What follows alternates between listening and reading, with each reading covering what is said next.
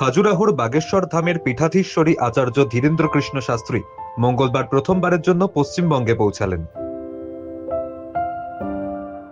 কলকাতা বিমানবন্দরে তার আগমনে উষ্ণ অভ্যর্থনা জানানো হয়।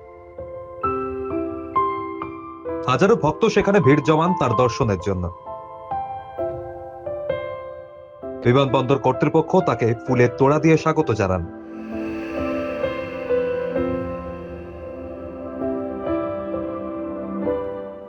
অন্যদিকে বাগেশ্বর ধাম শীর্ষবন্দর ঢাক, ঢোল এবং ঐতিহ্যবাহী সঙ্গীতের মাধ্যমে তাকে বরণ করে নেয়।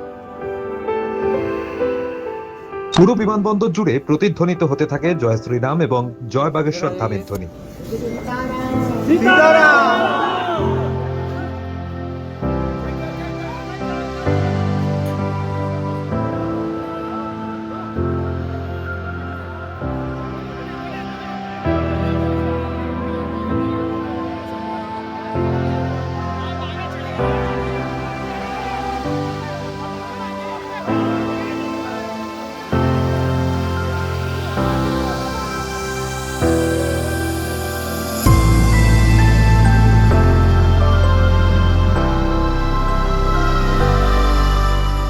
বিমানবন্দর থেকে সরাসরি তিনি কালীঘাট মন্দিরে পৌঁছে পুজো দেন।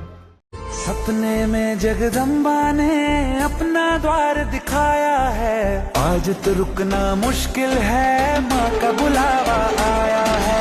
सपने में जगदम्बा ने अपना द्वार दिखाया है, आज तो रुकना मुश्किल है, माँ का बुलावा आया है।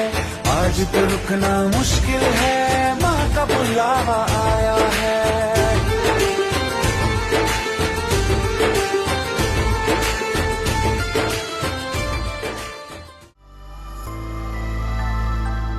আগামী 10 থেকে 12 তারিখ কলকাতার ব্রিগেড প্যারেড গ্রাউন্ডে হনুমান কথার আয়োজন করা হয়েছে।